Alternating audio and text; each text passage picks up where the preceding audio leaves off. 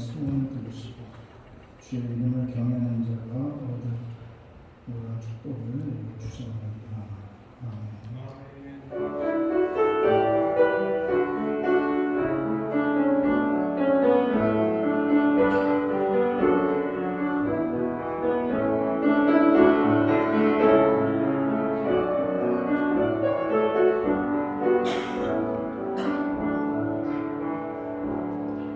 오늘도 주님의 날개를 품으셨다가 귀한 성의를 맞아 주님께 나와서 예배한 주님의 귀한 발걸음들을 기억해 주시기 원합니다. 오늘도 주님을 경외하는 자, 주님의 이름을 부르는 자가 함께 모여서 유대인 주님을 찬양하고 예배하오니 이 시간 우리의 예배를 받아주시고 찾아오는 모든 신령들에게 주님의 은혜가 부어지는 역사가 있게 하여 주셨습니다. 예수님의 이름으로 기도드립니다. 아멘.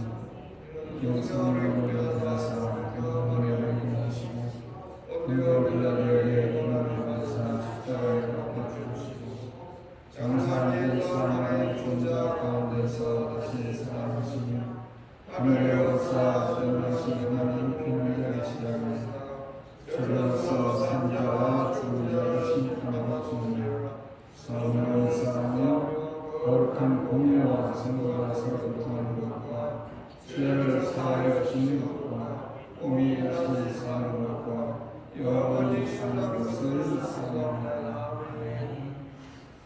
같이 옆 사람을 인사하시되 새해 복 많이 받으시오. 한번 인사합시다.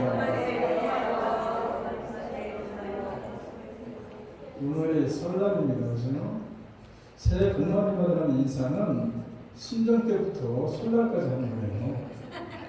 오늘 설날이니까 새해 복 많이 받으세요. 좋은 인사인 것 같습니다. 설날이 되면 우리 한테 걱정도 나오고 참 멀리 이곳까지 와 있다 보니까 설날이 가는지 추석이 지나가는지도 잘 못 느끼지만은 그래도 여러분들이 이렇게 한복도 가리는 분도 계시고 또 오늘 또 떡만둣국도 먹으니까 설날이건 하십시오. 오늘 그 친교는 설날을 맞이해서 여전도에서 떡만둣국을 대접합니다.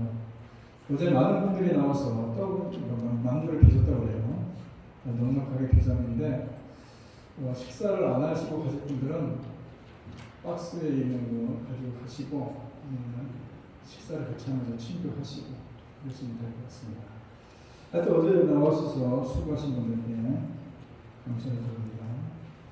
그리고 뭐 특별한 광고보다도 텍스트 여러분들 오늘부터 이제 받기 시작하는데 그 서류 안 받으시는 분들 있으면 말씀해 주시고 한 해 동안 흥분하십니다. 여러분들 좀 서류를 해서 돌려드립니다. 여러분들이 혹시 새로 받으실 분 있으면 영사 이름으로 전달해 주시면 됩니다. 주간 성경 듣고 새롭게 시작합니다. 많은 참여를 바랍니다. 다시 말해서 올 한 해도 여러분들께 통독을 하기를 원합니다. 찬양하면서 헌금하겠습니다.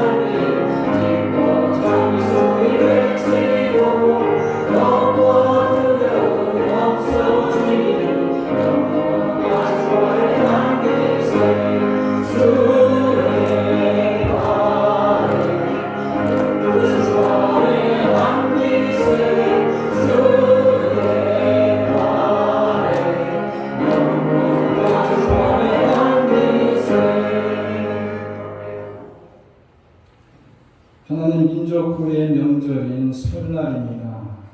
우리가 설날을 맞이하면서 비록 멀리 떠나와 있지만 우리가 고국을 생각하며 또 고국을 위해서 함께 기도합니다. 올 한 해 2023년도 고국에서 들려오는 소식들이 흉한 소식이 들려오지 않기를 바라고 또 슬픈 소식이 들려오지 않기를 바라고 좋지 못한 소식이 들려오지 않기를 바랍니다. 올 한 해 우리 하나님께서 대한민국을 보호하시고 지켜주시고 인도해 주셔서 어처구니없는 사고 나지 않게 해주시고 정말 풍성한 정말 경제적인 성장과 더불어서 정말 그곳에서 함께 생활하는 모든 이들에게 주의 은혜 속의 한 해가 정말로 복되고 풍성할 수 있도록 주님의 도와주시옵시고 시간 함께하여 주옵소서.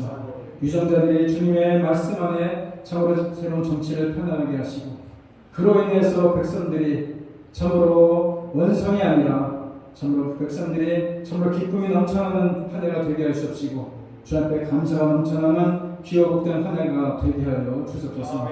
멀리 떠나 있지만 우리가 참으로 복을 내서 함께 기도하며 그곳에 좋은 소식이 오감을 기대하면서 또 이곳에서 보내는 이들 가운데도 성령이 함께 해주시기 원합니다. 멀리 떠나 있지만 외롭지 않도록 주님께서 붙잡아 주시고 여러 가지 경제적으로 어렵지 않도록 주님께서 풍성한 것을 덧입혀 주시고 또 우리들의 자녀들의 앞길을 열려짐을 통해서 미국에 와서 생활하는 게 후회와 참으로 회한이 아니라 주님이 주시는 기쁨과 감사의 새로운 세대의 새로운 시대 새로운 땅에서 새롭게 시작하는 귀한 아버지 모든 일들이 후회 없는 삶이었다고 고백할 수 있도록 올 한 해가 참으로 풍성한 한 해가 되게 하시고 복된 한 해가 될 수 있도록 우리 가운데 주님이 함께하여 주셔서 미국에 사는 이곳에 사는 삶이 참으로 복되고 귀한 시간들이 될 수 있도록 성령 동문회가 함께하게 하여 주셔서 선교제에서도 애쓰고 수많은 자들을 기억해 주시고 그들의 발걸음들을 통해서 그 불쌍한 낯설은 곳에 정말 그리스도의 복음이 아버지의 뿌리게 씨가 뿌려지게 하시고 싹이 나게 하시고 꽃이 필 수 있도록 은혜를 베풀어 주시옵소서. 오늘도 주님 것을 불려서 드려지는 귀한 예물들을 기억해 주시고 주님 나라를 위해서 귀하게 쓰임받는 귀한 예물들 뿐만 아니라 참으로 이들의 참으로 물질로 또 여러 가지 헌신으로 섬기는 모든 아버지 행동 이것을 굳어주걸 주님이 축복하여 주시고 그 삶 속에 주님의 풍성한 은혜와 축복으로 이들의 가정 속에 넘치는 복된 시간들이 되어지게 하여 주시옵시며 드려진 손길과 헌신들이 주님 나라를 위해서 정말 아름답게 사용되어질 수 있도록 성령이 돕는 은혜가 함께하기를 간절히 바라고 예수님의 이름으로 기도드립니다. 아멘. 감사합니다.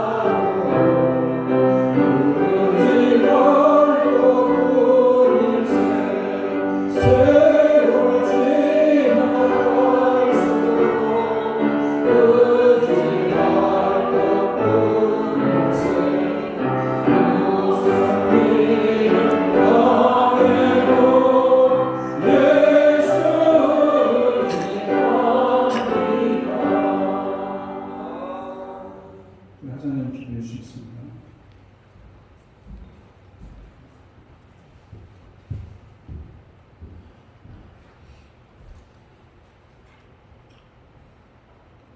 사랑과 은혜가 풍성하신 아버지, 주님을 사랑하고 말씀을 삼아 하나님의 귀한 자녀들, 아버지 하나님의 오늘 거룩하고 복습니다. 아버지 주의 전면에 깔려왔습니다. 주님께서 함께해 주시고 주의 아버지 하나님의 음성 들려주시고 주의 손을 꼭 잡게 하여 주시옵소서.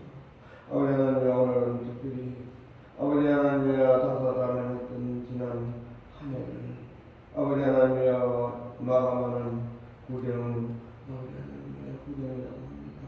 아버지 하나님의 지난 한 해 아버지 여러가지 어려운 점과 아버지 하나님이여 다사다난했던 아버지 하나님 그 모든 일들 아버지 하나님의 이제는 하나의 역사 속으로 돌려보내고 아버지 하나님의 새해를 맞이해서 아버지 하나님의 금년 한 해에는 오직 저희가 주님만을 붙들고 아버지 하나님이여 천성을 바라보며 달려가는 우리 모두 되게 하여 주시고 온 가정마다 아버지 하나님의 예배가 넘치게 하여 주시고 말씀이 풍성케 하여 주셔서 하나님께는 영광이 우리 모두에게 은혜가 넘치는 한 해 되게 하여 주시옵소서.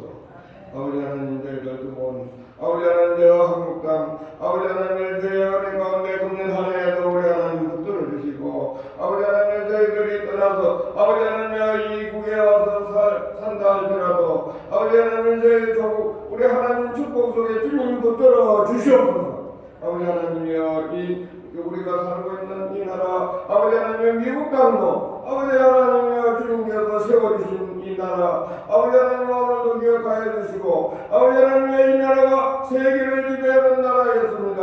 아버지 하나님이여 더 이상 망가지지 않게 하여 주시고 더 이상 아버지 하나님 무너지지 않도록 주님 주시고 말씀 위에 이 나라 세워 주시옵소서.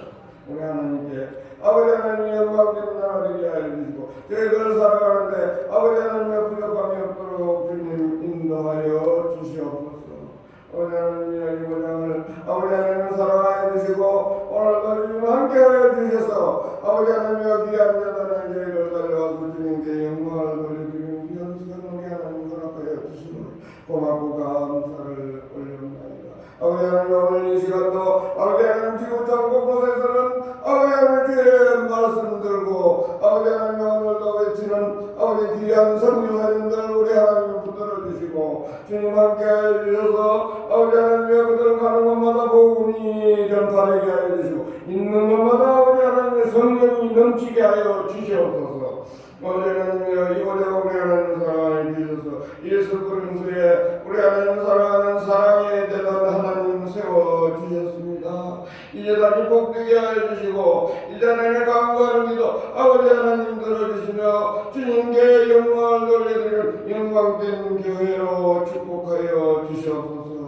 이제는 아버지 하나님 기수시는 아버지 하나님 귀한 죄종 아버지 하나님의 목사님 우리 하나님 세워주셨습니다. 오늘도 아버지 하나님의 말씀을 들고 이 자리에 선포할 때 아버지 하나님의 저희들 생명의 길로 인도하는 귀한 말씀 되게 하여 주시옵소서.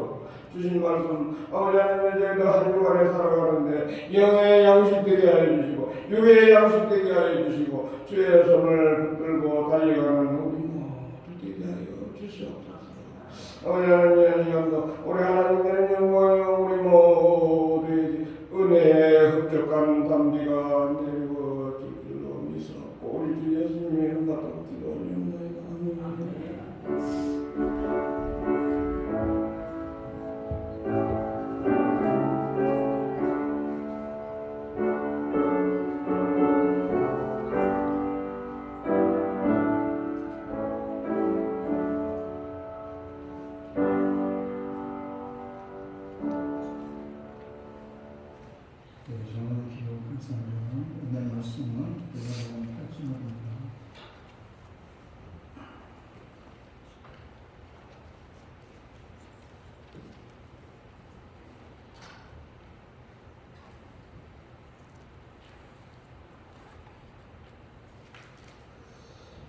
49절부터 56절까지입니다. 아직 말씀하실 때 회당장의 집에서 사람이 와서 말하되 당신의 딸이 죽었나이다. 선생님을 더 괴롭게 하지 마소서라는 예수께서 들으시고 이르시되 두려워하지 말고 믿기만 하라. 그리하면 딸이 구원을 얻으리라 하시고 그 집에 이르러 베드로와 요한과 야고보와 아이의 부모 외에는 함께 들어가기를 허락하지 아니하는지라.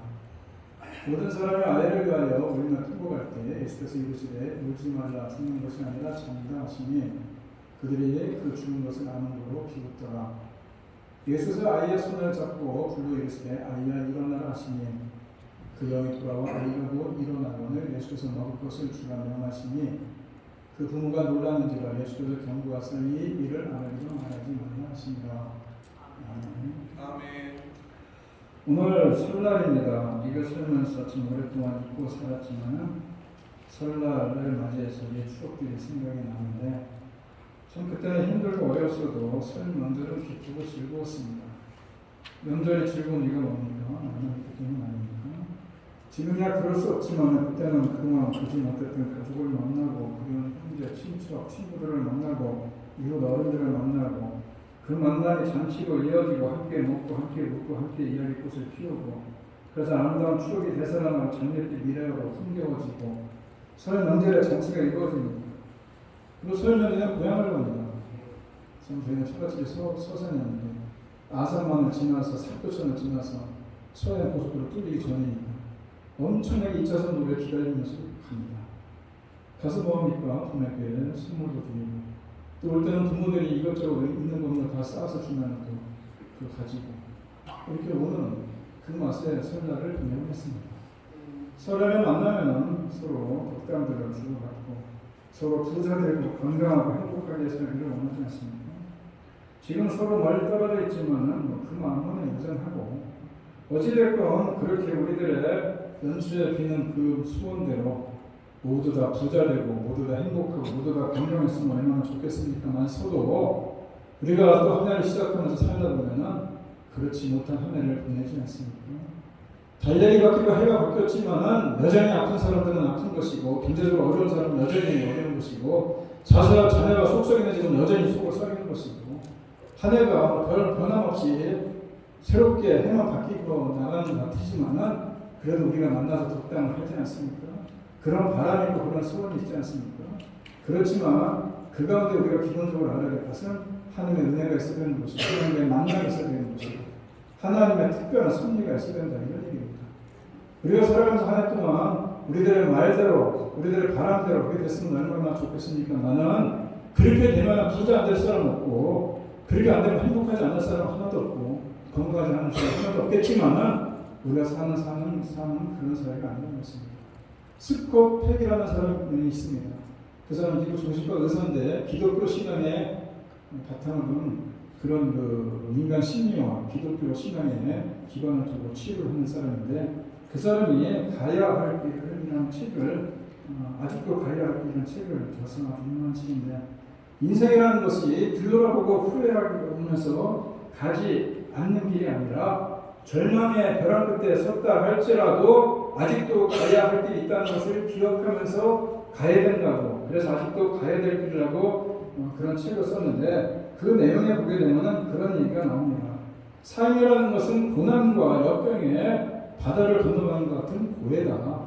그런데 이 삶의 이 고해라는 것을 깨닫는 것이 참으로 이 진리가 가장 인생에서 위대한 진리다. 그런데 이러한 평범한 진리를 받아들이며 살아갈 때에 하나님과 함께 하나님을 만나고 동행할 때에 이 삶은 더 이상 고해가 아니다. 이런 얘기를 합니다. 참 그 뜻이 참 의미가 있다고 생각합니다. 우리가 어렵고 힘들다고 해서 가지 말아야 될 길이 아니라 우리는 아직도 가야 될 길을 가야 되는데 그 가야 될 길, 때로는 벼랑 끝에 쓸 때도 있고 때로는 어려운 고난도 있지만은 마치 고해와 같은 그런 인생길을 갔지만은 그 고해 같은 인생길 자체가 장미꽃을 뿌리는 탄탄대로가 아니라 고해 같은 그런 참으로 고통의 바다를 건너가는 같은 그런 삶, 그것이 가장 평범한 진리지만은 이 진리를 깨닫는 것이 가장 위대한 진리다. 그리고 이 평범한 진리를 깨달았고 그리고 하나님과 함께 동행할 때에 그때는 더 이상 고해가 고해가 아니다. 더 이상 우리 앞에 역병이 아니다. 이런 의미의 책인데 참 의미가 있다고 생각합니다. 우리들의 사는 삶이 그런 거 아니겠습니까? C.S. 루이스라는 사람이 그런 얘기를 했어요. 멀리서 산을 바라보면은 10마일 멀리서 산을 바라보면은 산이 푸르고 그야말로 귀한 절벽이 아름답게 보이지만은 그 안에 들어가면 그렇지 못한다는 것입니다. 거기는 죽은 나무도 있고 썩은 나무도 있고 여러 가지 벌레도 많고 여러 가지 조심된 것이 있는 것처럼 우리 가정도 멀리서 이렇게 바라보면은 참으로 아름답고 멋있어 보일지 모르겠지만은 그 안에 들여다보면은 어려움 없는 가정이 없다는 겁니다. 생로와 병사에 어려움을 겪지 않는 가정이 하나도 없다는 것입니다. 누구나 진실하게 개인의 고통을 나누다 보면은 크고 작은 가족에 대한 아픈 기억들이 있다 이런 얘기입니다.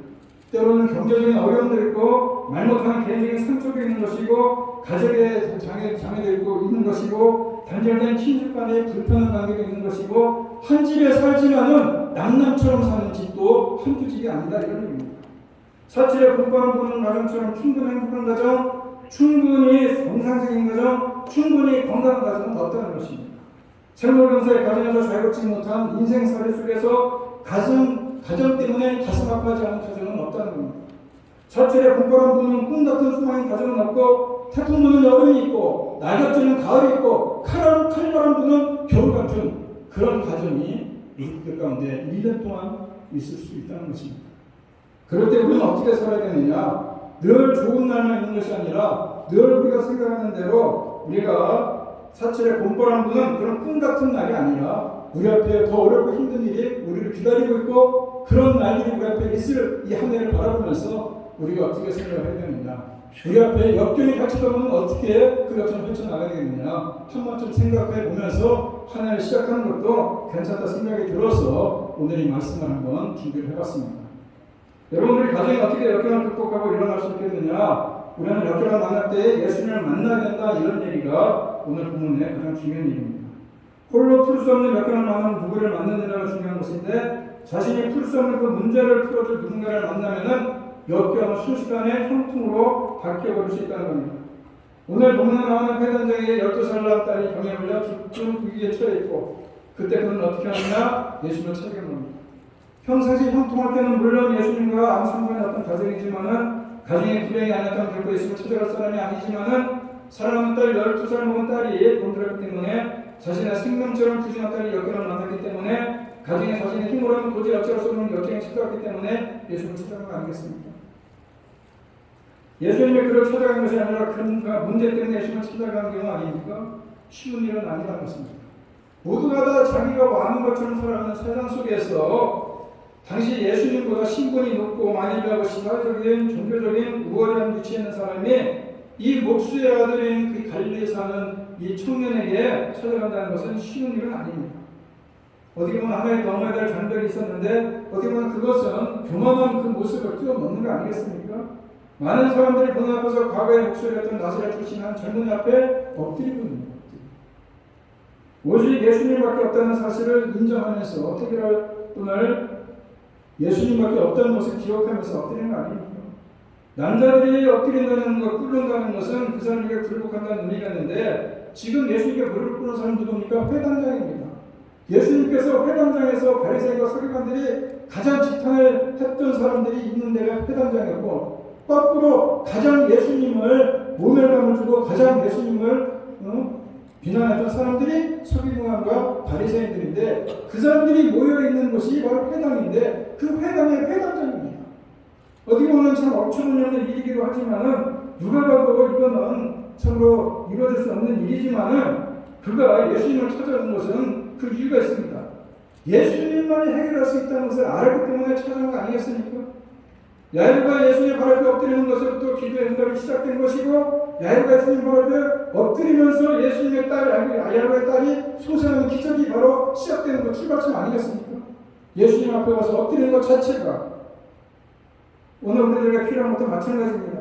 예수님이 낮아진 것처럼 야이로가 예수님 발 앞에 엎드리고 낮아진 것처럼 우리도 예수님께 은혜 받으려면 그만한 마음 중심을 내려놓고 엎드림이 필요하다는 것입니다. 우리가 무슨 기도 응답을 받고 무슨 기적을 맛보기 위해서는 먼저는 교만하고 가버리고 예수님만이 나의 모든 문제를 해결할 수 있는 그런 확신을 갖고 엎드리는 자세가 중요하다 이런 얘기입니다. 우리는 알게 모르게 지금 우리가 높아져 있다는 것입니다. 예수님의 은혜로 사는 자라고 하면서도 남들과 높아지려고 하고 있고, 조금만 주어지면 권력을 주어지면 그걸 휘두르려고 하는 것이고, 조금만 뭐 하면 인정받으려고 하지 않습니까? 그래서 은혜를 경험하지 못하는 것입니다. 이제 우리도 야곱처럼 몸도 마음도 주님 앞에 낮아져야 되는 것입니다. 자존심, 유심, 체면 때문에 예수님을 만나지 못한 사람이 지금도 많이 있지 않습니까? 합리적으로 생각하면 이를 이렇지 못하지 않습니까? 아마 예수님보다 나이가 많았을 것이 아니겠어요? 이 해당장이 배움도 더 많았을 것이고 학력도 높았을 것이고 합리적으로 생각하면 어떻게 그런 일이 일어날 수 있겠습니까? 그런데 체면과 명예, 합리적인 생각 모든 것은 다 이 걸림돌을 던져버려야지만이 새로운 차원으로 인생을 인도하시는 주님을 만날 수 있다 이런 얘기입니다. 유괴를 만나지 않는 사람이 자신의 교만을 꺾지 않지 않습니까? 그리고 자신의 경험을 절대시하는 경험주의 장벽도 넘어야 되는 겁니다. 회당이라는 강목히 구합니다. 진솔하게 자신의 문제를 간절하게 아냅니다. 한두 번의 끝이 아니라 간구하지 않습니까? 딸의 목숨을 생각해서 필사적으로 매달리지 않습니까? 지금까지 자신이 경험한 이 경험을 절대시한다면 이런 일이 할 수 없다는 것입니다. 이런 방법으로 출연한 한 번도 본 적이 없지 않습니까? 과학주의 잘못도 마찬가지입니다. 자기 집에 오시면 고침을 받는 것을 믿었습니다. 과학적으로 이해가 되지 않습니까? 수술을 하든지 약을 써야 되는데 자기 집에 예수님이 오신다고 해서 자기 딸이 낫겠다고 하는 보장이 어디겠습니까? 우리가 예수님을 이런 부분을 믿고 있는 점은 돌아가야 되는 것입니다. 역경을 형통으로 바꾸고 일어서면 이런 믿음이 필요하다 이런 얘기입니다. 예수님이 나의 인생 문제를 근본적으로 해결할 뿐인 것을 믿고 예수님께 나가라는 것입니다. 사람은 능력의 한계, 생명의 한계를 만나야 경험과 이성을 절대시하는 자기 우상을 내려놓지 않습니까? 여러분도 그런 간증을 들어보셨는지 모르겠어요. 가비수상관을 지냈던 정근모 박사, 정근모 장로님 됐죠, 나중에. 대단한 지식인이고 예수님께 관심이 없었습니다. 그는 경기중학교를 졸업하고 경기고등학교를 수석으로 입학해서 4개월 만에 고등학교 과정을 다 마쳐버리고 서울대에 들어갑니다. 또 미국에 유학을 가지고 박사학위를 받고 교회 다니는 아내를 따라 교회 나갔는데 하나님이 살아계시다는 확신도 없었고 하나님의 존재가 무엇으로 증명한다는 말이냐 이 거대한 우주 자체가 하나님 아니겠느냐 이런 생각 가지고 오늘 과학적으로 빗대 가지고 생각을 하면서 하나님을 믿지 않았습니다. 근데 자기 아들 10살 먹은 아들이 하나 있었는데 이게 만성 신장염에 걸렸어요. 그래서 하루에 4시간씩 투석을 해야 됩니다. 그것을 바라보면서 아들은 학교 생활을 포기했고 이제는 아들이 2번씩이나 자살을 기도합니다. 교회에서 그런 가운데 이제는 자기의 그런 생각이 아니라 아들이 죽게 되니까 아들이 죽게 되지 않습니까? 하루에 4시간 투석을 하고 10살 먹은 애가 그래서 모든 걸 다 포기한 가운데 자기 아내 따라 교회 나갔던 그 교회에서 해필 4일간 부흥회를 했던 거예요. 그 부흥회를 하는데 갑자기 눈물샘이 터져나오고 눈물이 쏟아지고 그때 하나님을 만난 겁니다. 그리고 그 돌아와서는 자기 가족들끼리 손잡고 기도하기 시작한 겁니다. 그래서 장로님 가정과 부부에게 있어서 신앙생활이 최대 기쁨이었고 믿음과 신앙들과 교제는 큰 즐거움이었다고 얘기를 하는데 그렇게 세월이 지나서 아들이 건강을 회복하고 결혼도 하고 자신감 넘치게 지금 잘 산다고 해요. 그래서 그분이 책을 썼습니다. 나는 위대한 과학자보다 신실한 크리스천이 되고 싶다는 책을 썼는데 거기서 무슨 얘기를 하냐면은 신은 과학으로 증명할 수 있다는 것은 벌써 신이 아니다. 인간이 모든 것을 정복했다 할지라도 하나님의 영역을 침범할 수는 없다. 어찌 과학적으로 하나님을 증명할 수 있단 말인가? 그런데도 나는 분명히 말할 수 있다. 나는 하나님을 믿는다. 내 삶을 통해 끊임없이 사랑을 베풀어주신 하나님. 세면 음성으로 때로는 위로해 주셨고 때로는 나아갈 길로 인도할 수 있다니까 하나님을 믿는다. 지나상을 감추고는 더욱 그것을 깨닫게 됩니다. 역경을 통해서 예수를 만나면 새로운 차원으로 가정은 일어날 수 있다는 겁니다. 우리는 역경이 다가올 때 포기하지 말고 예수님을 구세주를 믿고 일어나는 가정을 만들어야 된다 이런 얘기입니다. 예수님을 만나 간절히 간구했는데 결과 어떻게 됩니까? 49절에 보게 되면 자신의 요청대로 예수님이 자신의 집으로 갑니다. 얼마나 좋은지 모르겠어요. 자신의 딸이 이제는 자신의 딸을 고쳐주기 위해서 가는 모습 속에 얼마나 좋고 기분이 좋고 기대가 솟아있겠습니까? 물론 가다가 12회 포르투 걸린 여인을 만나서 좀 가는 길에 지체는 됐지만은 어차피 가기로 해서 가고 있는 거예요. 근데 그 집 종이 찾아왔어요. 이제는 예수님 괴롭히지 마십시오. 이제 다 끝났습니다. 딸이 죽었어요. 이 아이를 그냥 믿음의 유기 아닙니까? 딸이 죽었기에 모든 것을 포기되느냐? 그래도 예수를 믿고 집으로 갈 것이냐? 그 시간이 얼마인지 모르지만 그다음 고민을 했을 것입니다. 이때 예수님은 딸의 죽음이라는 한계선을 만나서 야일과 자신을 끝까지 믿어주기를 바라지 않습니까? 50절에 보게 되면은 예수께서 들으시고 그러시되 두려워하지 말고 믿기만 하라. 그러면 딸이 구원을 얻으리라. 이 야이로가 뭔 믿음이 있겠어요. 그런데 예수님이면 고쳐줄 것이다. 예수님만이 해결해 주실 뿐이다. 내 딸이 그간에 많은 야로스가 했지만은 못 고쳤는데 예수님만이 고칠 것이다 라는 확신을 갖고 믿음을 가지고 들어들었는데 딸이 죽였다는 거예요. 그 예수님께서 뭐라고 말씀하십니까? 예수님께서 옆에서 들은 겁니다. 딸이 죽었다고 얘기하는 소리를 들은 겁니다. 들었지만은 무슨 얘기를 하느냐?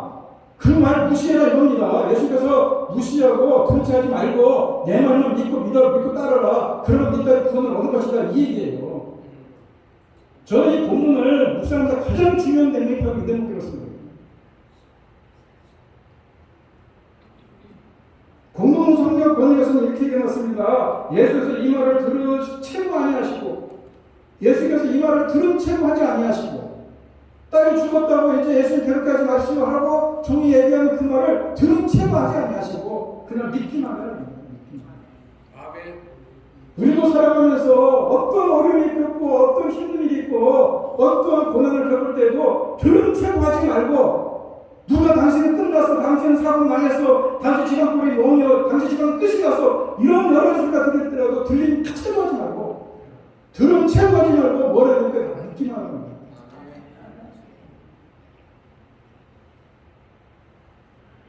여러분 그렇게 하기 위해서는 어떻게 되느냐? 사람의 시각으로 보는 것이 아니라 하나님의 시각으로 보는 거예요. 야이로의 딸이 죽은 것을 보고 끝이라고 하는 사람들은 절망하지 않습니까? 그런데 예수께서 뭐라고 하는가? 죽은 것이 아니라 잠자고 있는 사람의 말을 들으면 회의의 신앙에 벗어날 수 없습니다. 그런데 예수의 말을 들으면 희망입니다. 남들은 다 죽었다고 얘기합니다. 죽었다는 소리 들으면 끝입니다. 그런데 잔다는 겁니다. 예수님 생각은. 여러분 누구 말을 들어야 됩니까? 예수님 잔다면 자는 거예요. 사람들이 신앙생활을 하고 회의에 빠진 이유가 바로 하나님의 시각이 아니라 무슨 문제만 만나면 내 시각으로 바라보니까 안 된다는 겁니다. 내 방법, 내 때에 이루어진다고 생각을 해야 되기 때문에 안 되는 겁니다. 회의를 뛰어넘어서 역경을 겪고 일어서려면 하나님의 시각으로 바라봐야 된다 이런 얘기예요. 역경을 끝으로 보지 않고 과정으로 보라는 겁니다. 사람들이 아이의 딸의 죽음을 보고 어떻게 반응하냐? 울면 통곡합니다. 다른 성경 구절에서 뭐라고 하냐? 피를 분다고 얘기합니다. 그 당시에 초당나무는 피를 분다고 그래요. 울고 만드는 그런 판국에 그 과정이라고 생각한다는 겁니다. 뭡니까? 잠들고 있는 과정이라는 것입니다. 회의적인 시간에서 벗어날 수 없었을 것인데 세상 사람들이 하는 것을 봐서는 그런데 모든 역경을 과정으로 받아들이면 회의적 신앙에서 벗어날 수 있다 이런 겁니다. 하나님은 하나님의 사람한테 때때로 역경을 주지 않습니까? 대표적인 사람 모세 아닙니까? 모세가 4년 동안 공중생활했어요. 그러다가 궁중에서 나와서 미디안에서 40년을 미디안에서 광야생활했어요. 꿈같은 시간을 보냈다가 여기는 완전히 그야말로 광야에서 거지같은 생활은 아닙니까? 그 역경의 시간이 지난 후에 하나님을 쓰시지 않습니까? 요셉도 마찬가지입니다. 아버지 야곱에게 이렇게 받았어요. 그저 편애를 받고 형제들에게 미움을 받을 정도로 아버지가 엄청나게 사랑해줬어요. 그럼에도 불구하고 인신매매를 당하고 억울한 옥살이라고. 그리고 나서 천리가 되는 거예요. 다윗도 마찬가지예요. 꼴려서 죽였을 때 얼마나 많은 사람들이 혼을 했습니까? 전쟁터에 나갔다는 부르면은 사울이 죽인 사람은 천천히고 다윗이 죽인 사람은 만만이라고 얘기할 정도로 많은 사람을 추앙을 했어요. 결국에는 장인에게 쫓겨서 18년 동안 쫓겨다니면서 때로는 친구한테 배신당하고 시인자는 아들한테도 배신당하지 않습니까? 성경은 말씀하는 것입니다. 우리가 환난을 즐거워하는 이 환난은 인내는 연단은 소망을 이루는 줄 알미로다. 역경의 과정을 받아들이라는 것입니다. 그리고 어떤 비웃음이 있어도 지속적인 믿음을 유지하라는 것입니다. 예수님이 잔다고 하니까 사람들 어떻게 만나니까 다 비웃지 않습니까? 타지 않는 우물에서 어떻게 물이 날 것이며 맑은 하늘에서 어떻게 비가 쏟아질 것이고 도저히 고칠 수 없는 질병을 걸리면 어떻게 다시 살아날 수 있겠느냐 이거예요. 도저히 일어날 수 없는 사업인데 어떻게 사업이 다시 회복되게 되겠느냐. 어렵고 힘든 교회인데 어떻게 그 교회가 부흥하겠느냐. 그런데 예수님은 어떻게 하십니까? 두려워하지 말고 믿기만 하라는 것입니다. 현재 영광 흔들리지 말라는 것입니다. 누가 옆에서 뭐라고 한다고 해서 그 말에 그 말에 꼴깍 넘어가지 말라 이런 얘기예요. 현혹되지 말라는 거예요. 제가 이 말씀을 가만히 묵상을 하면서 이게 말이 쉽지 이게 쉬운 일인가 하는 생각을 해봤어요. 저도 한때 몸이 아파서 힘든 시절이 있었는데 병원에서 못 고친다고 했으니 기도원으로 돌아도 기도원 돈다는 얘기가 뭡니까? 하나님 믿는 가지고 고쳐보겠다는 얘기 아니겠어요? 그런데 강남 금식 기도원과 가는 고민의 사람들 이렇게 들여다보면 당신은 한월선을 건너편에 한월선 가면 나옵니다. 한월선 갑니다. 한월선 기도하면 당신 같은 사람은 오선이가 됩니다. 오선이. 당신 같은 사람은 이렇게 기도해야 됩니다. 당신 같은 사람은 이렇게 됩니다. 10년 이것저것 안 되니까 어떤 사람 나한테 오더니 말 따지고 생년을 따지더니 당신은 결혼을 잘못해서 그런다는 게 이런 얘기예요. 사람이 어려운 다면요 별짓 다 합니다. 너무나 아파가지고 신용서가 있다는 목사를 찾아갔어요. 밥을 먹는데 그 사람이 나를 이렇게 들여다보더니 제가 못 고칠 것 같거든. 그거는 신도동에 가면은 성락교가 있고 김기동 목사라는 사람이 있으니까 거기 찾아가요. 가지고 그 사람이 없어. 하필 화요일날하고 목요일날은 뭐 천안에가 있잖아. 천안도 내려갔어요. 또 어떤 사람은 비교태고 갖다 줘 이초선 목사 보면 나실 것 같다고. 사람이 아프고 역경이 어려움이 나면요 무슨 얘기에 귀가 솔깃합니다. 거기에 이렇게 해보고 저렇게 해보고. 그래서 내가 그 신학교 가야 나는 것 같아서 신학교로 갔어요. 그냥 병 낫기만 하고 관계에서 병 낫기만. 이 병만 만나서는 뭐 뽕장미 내라고 무슨 식으로 낫기만 하면 됩니다. 그게 하나의 과정이었더라는 겁니다. 내가 지나고 보니까는 그 여건과 어려움 속에서 내가 하나님을 만났어요. 만났으니까 목사를 하죠. 오늘 말씀하지 않습니까? 예수님께서 말씀하는 게 뭐예요? 들으시까지 말라는 얘기예요. 왜 듣느냐? 예수께서 들으시고 이르시되 두려워하지 말고 믿기만 하라 이겁니다. 옆 사람 얘기 듣고 이 사람 얘기 듣고 저 사람 얘기 들으면 하나님 없는 것처럼 보여요. 나중에는 과학이 얼마나 발달했습니까? 의학이 얼마나 발달했습니까? 그래도 우리가 천년만은 삽니까? 진짜 중요한 것은 하나님을 만나야 된다는 거예요. 하나님을 만나면 모든 문제가 해결되는데 그 하나님을 만나지 못하니까 여기도 기웃거리고 저기도 기웃거리고 그런 거 아니겠어요? 올 한 해 시작을 하면서 우리가 어떤 일을 만날지 모릅니다. 그런 일이 만날 때에 그저 예수님만을 바라보고 가라는 겁니다. 믿기만 하라는 것입니다. 그래서 예수님께서 뭐라고 얘기합니까? 비우는 가운데서도 예수님의 제자도 그 중에 베드로와 야고보와 요한만 데리고 들어가지 않습니까? 어디를 들어갑니까? 그 아이의 부모를 데려갑니다. 아이의 부모가 믿으니까 그 부모를 데리고 들어갑니다. 오늘 사세를 보게 되면 죽은 딸의 손을 잡고 아이야 일어나라고 말씀하지 않습니까? 죽은 자의 손을 붙잡아 줍니다. 그 당시에 죽은 사람 시체를 만지면 율법에 부르는 죄라고 얘기합니다. 그래서 제사장들도 자기의 식구 외에는 시체를 전혀 만지지 않습니다. 그런데 영원한 대제사장인 예수님께서 손을 붙잡고 죽은 아이라고 생각하면 그의 손을 붙잡고 얘기하지 않습니까? 이르시되 아이야 일어나라 하지 않습니까? 그냥 일어나라고 해도 일어날 텐데 굳이 왜 손을 잡고 일어나라고 하느냐? 예수님이 그 참 아픈 마음을 함께 누리고 함께 나누고 아비의 마음을 가지고 손을 붙잡는 거 아니겠어요? 아픔에 공감하고 손을 잡고 위로해 주시는 게 아니겠어요? 그 아이가 일어나서 그냥 가까스로 숨만 쉬는 것이 아니라 아주 정상적으로 돌아다니지 않습니까? 완전히 치료해주는 거 아니겠습니까? 예수님은 지금 우리를 향해서 말씀하십니다. 우리가 예수님의 말씀을 믿으면은 붙들면 해당까지 일어나는 것처럼 놀라운 기적이 우리 삶에서 일어나는데 문제는 뭐냐? 이 소리 저 소리 듣다 보니까는 믿음이 없어졌어요. 그리고 내 자신이 믿음이 가지 않아요. 그렇게 되면은 그거는 해결이 되지 않는 겁니다.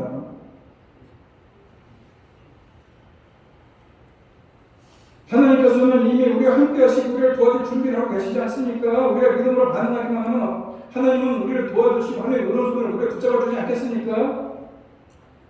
이사야 40장 10절에서 뭐라고 합니까? 두려워하지 말라. 내가 너와 함께함이라. 놀라지 말라. 나는 네 하나님이 됨이라. 내가 너를 굳세게 하리라. 내가 너를 도와주리라. 나의 의로운 손으로 너를 붙들어 주겠다 말씀하지 않습니까?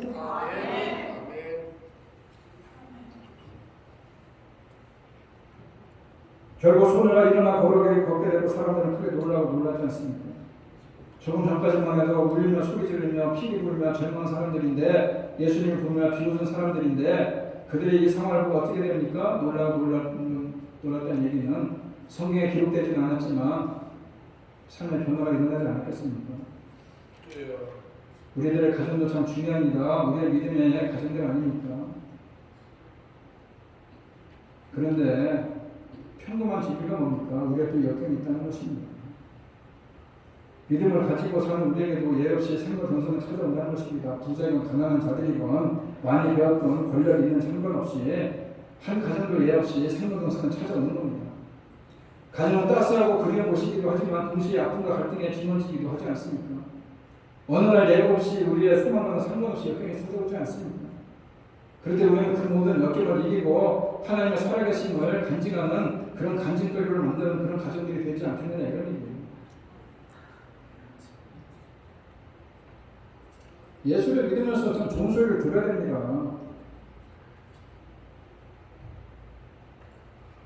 야, 예수 믿고 여기 사람들은 그렇게 생각하는데 미국 가더니 예수 믿고 나서 아주 그냥 출세했다. 미국 가서 아주 예수 믿더니 사람들이 아주 잘 되었다. 그 사람 망한 줄 알았는데 예수 믿더니 다시 일어났다. 이런 소리 들어야 되지 않겠습니까? 그 말씀을 들으려고 하면 예수가 손을 잡고 불러 이르시되 아이야 일어나라 이런 말씀을 내게 주신 말씀을 듣고 일어나야 되는 겁니다. 예수님의 말씀에 권세를 믿고 말씀을 붙들고 일어나야 되는 겁니다. 말씀 하나로 천대를 참고하신 걸 믿지 못하겠습니까? 우리는 어떤 상황에서도 말씀을 붙들면 위로받을 수 있고 소망을 가질 수 있고 기대와 희망을 가질 수 있는데 너무나 빨리 변하는 세상에서 과학이 뭐니 발달했다는 세상에서 세상 말을 붙들다 보니까는 우리들의 삶이 변화가 되지 않는데 우리가 세상을 붙들지 말고 하나님의 말씀을 붙들고 일어나면은 형통한 가정이 된다 이런 얘기예요. 말씀이 역경을 이기는 거 아니겠습니까? 그리고 이제 누워있지 말고 일어나라는 겁니다. 이제는 죽음을 이기고 병을 이기고 역경을 이기고 모멸감을 이기고 한계성을 이기고 환경을 이기고 세상 경기를 이기고 일어나야 되는 겁니다. 1%의 가능성에도 포기하지 말고 일어나야 된다. 왜냐? 예수님은 죽은 자를 살리시는 분이 아니냐. 예수님이 바로 가시지 않고 죽을 때까지 기다렸다 가신 것은 결국 예수님이 죽은 자를 살리시는 분이라는 것을 이 기적을 통해서 교훈하기 위한 것인데 바로 예수님의 생명의 주인으로서 기억하라 이런 얘기입니다. 우리가 설날을 맞이하면서 올 한 해 우리가 살면서 여러 가지 많은 덕담들을 나누고 한 해를 시작하고 서로 부자 되십시오. 서로 건강하십시오. 서로 행복하십시오. 말을 하면서 시작하지만은 그 마음속에 그런 바람이 있지 않습니까? 바람이 있으니까 그런 말씀을 하는데 그런 말씀의 바람 속에는 우리들의 믿음이 얹어져야 되는 겁니다. 그게 믿음이 얹어질 때에 그게 부자도 되고 건강도 하고 형통도 되는 겁니다.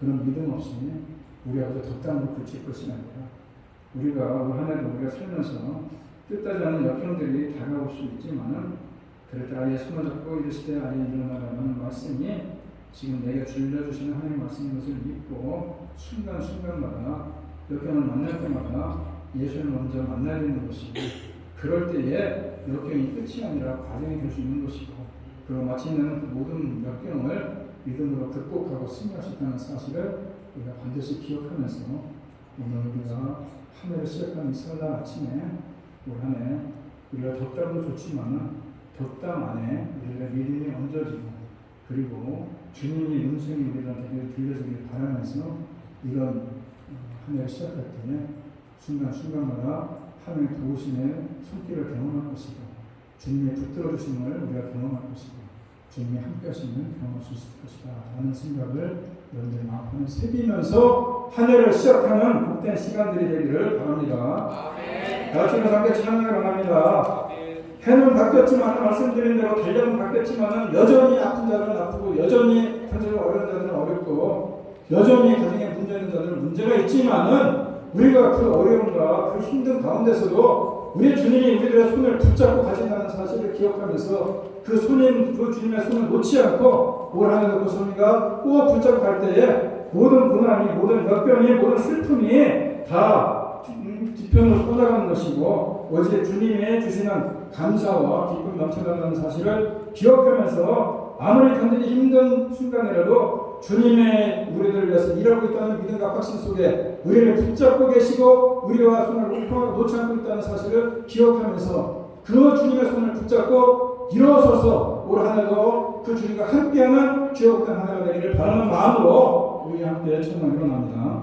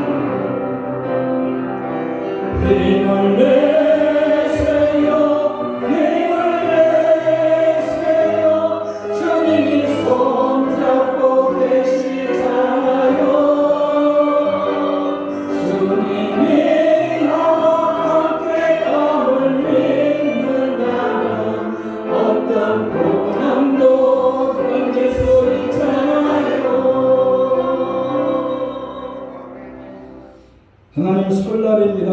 우리들의 덕담처럼 부자되고 건강하고 행복하게 살면 얼마나 좋겠습니까? 하면서도 우리들의 사는 이 올 한 해도 태풍 부는 여름이 있을 것이고 낙엽 지는 가을이 있을 것이고 칼바람 부는 겨울이 있는 것처럼 어렵고 힘든 우리들의 인생이 있겠지만 그 가운데서도 우리가 참으로 세상을 바라보고 세상 속에 기울일 것이 아니라 주님을 바라보고 주님의 시각으로 세상을 바라볼 수 있는 문제를 바라볼 수 있는 귀한 영혼을 열어주셔서 올 한 해도 주님과 함께 한 해를 시작하게 하시고 함께 살아내는 통해서 어렵고 힘든 일이 문제가 되지 않게 하시고 고난이 되지 않게 하시고 그 문제 가운데서도 주님은 여전히 우리와 손잡고 계시고 우리와 함께 하신다는 사실과 믿음과 확신 속에서 그 고난을 이기고 승리하며 살아갈 수 있는 복되고 귀한 한 해가 되게 하여 주셔서 이제는 우리 주 예수 그리스도의 은혜와 하나님 아버지의 극진하신 사랑과 성령님의 교통하심이 올 한 해도 여전히 우리들의 손을 놓지 않고 붙잡고 계시를 주님과 함께 동행하며 살아가기로 이 시간 마음에 굳게 다짐하며 이 선을 나가는 주님의 귀한 선남 선녀들 머리머리 위에와 조건 가정과 직장과 자녀들 위해 이제부터 영원토록 함께 있을지어다.